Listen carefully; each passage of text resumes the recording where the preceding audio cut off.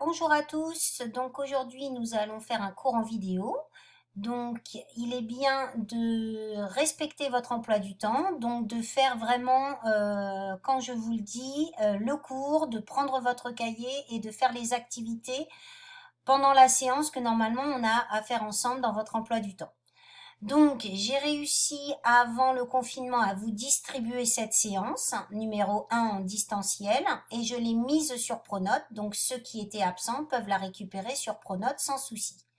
Donc, on va faire des petits rappels de ce qui a été fait en classe.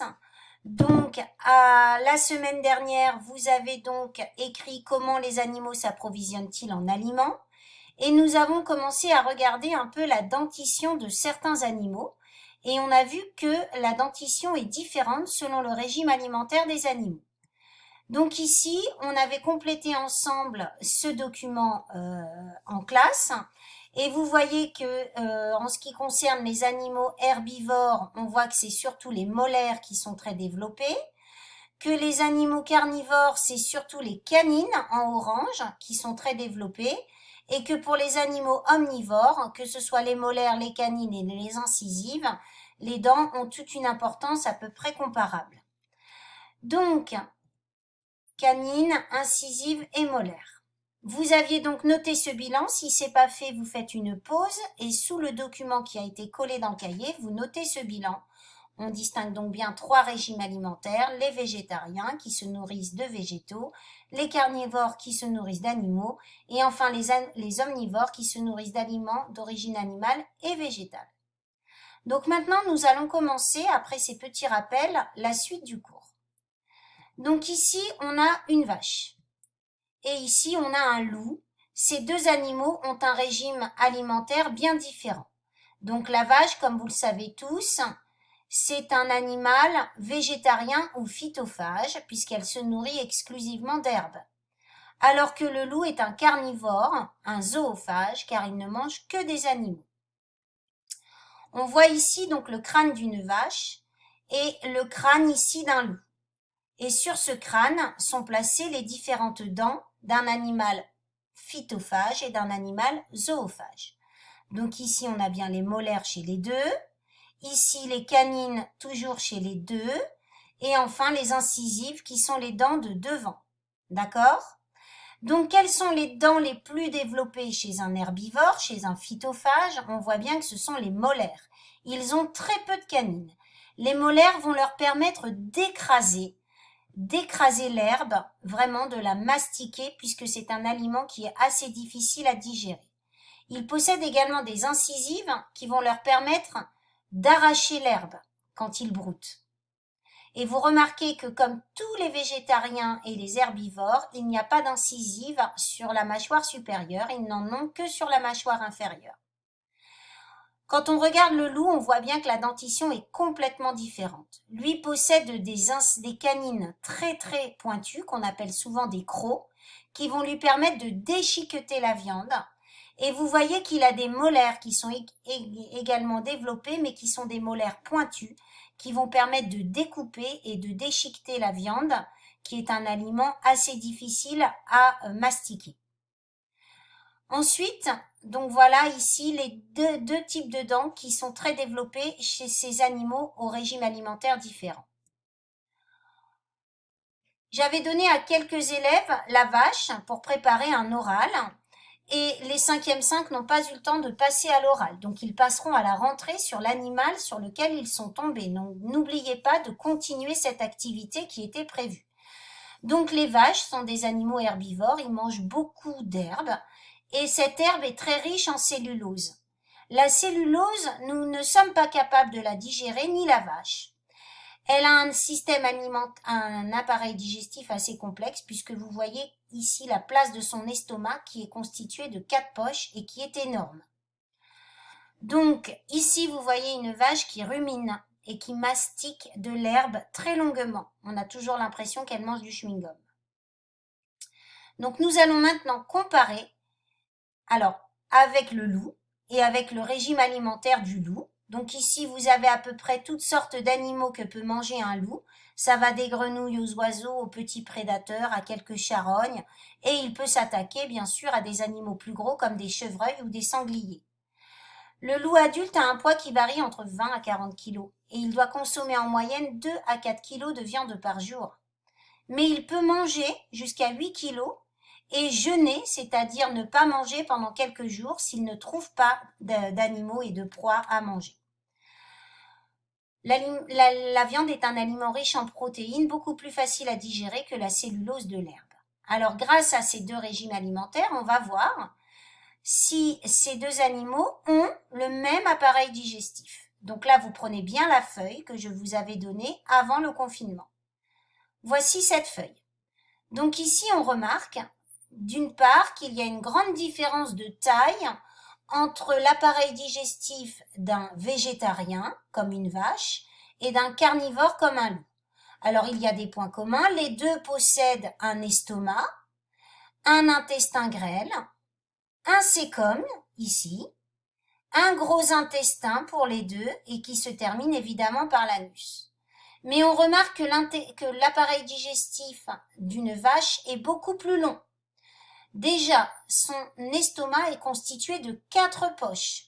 Le rumen qu'on appelle également la panse, le réseau, la caillette et le feuillet. On remarque également que son intestin grêle est beaucoup plus long que l'intestin grêle d'un carnivore comme un loup. Et enfin, on remarque que le cécum ici fait le triple, voire le quadruple du cécum d'un carnivore. Alors le cécum d'une vache est rempli de bactéries. On va voir le rôle de ces bactéries dans la digestion de l'herbe, qui, je rappelle, est constituée d'herbes.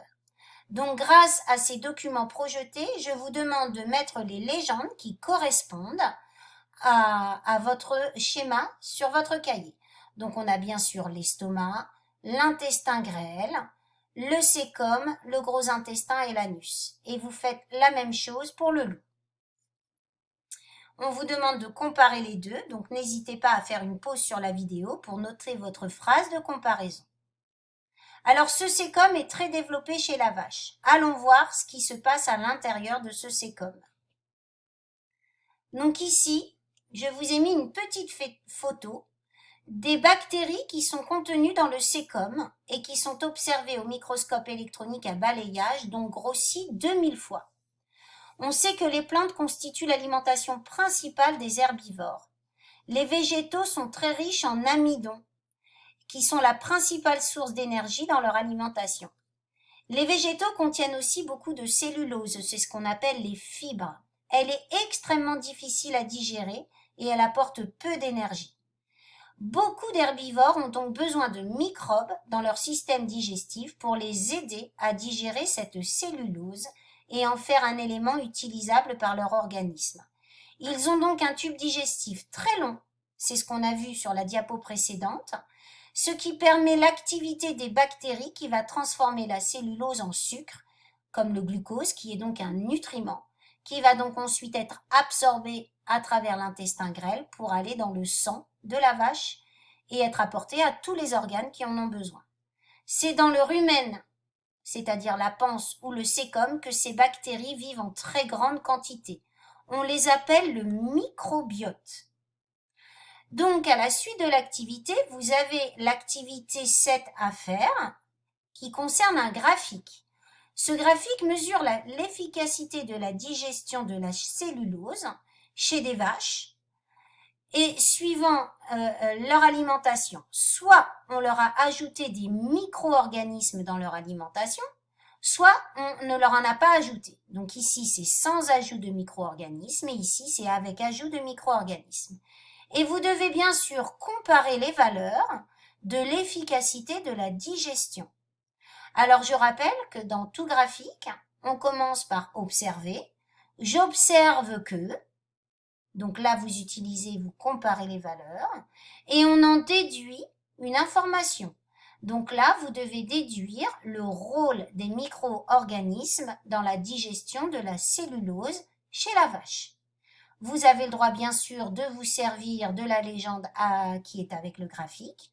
Et vous devez rédiger ces 2 phrases sur votre cahier ou sur l'activité que j'ai distribuée. Donc, voici votre travail. Vous devez donc compléter et répondre à toutes ces questions. Une fois que ce travail est fait, vous allez prendre en photo votre cahier. Comme ça, moi, je vais voir quels sont les élèves qui travaillent bien régulièrement et j'espère que ce sera le cas de tous. Vous prenez une photo et vous me l'envoyez par Pronote. Par Pronote, vous avez un petit système qui vous permet de déposer votre copie. Donc, il suffit de cliquer sur déposer votre copie dans la matière SVT et vous pourrez donc me joindre la photo ou le document de votre cours. Une fois que vous avez fait ça, je vous demande de noter le bilan qui est ici. Les animaux ont un système digestif adapté à leur régime alimentaire qui leur permet de transformer les aliments en nutriments nécessaires au fonctionnement des organes. Certains micro-organismes comme les bactéries, les champignons peuvent faciliter la digestion chez certains animaux comme les ruminants, les vaches. Donc quand tout votre cahier est à jour, n'oubliez pas de m'envoyer une photo. Il vous reste à relire un petit peu votre cours et faire un QCM de révision que je vous ai mis sur Pronote.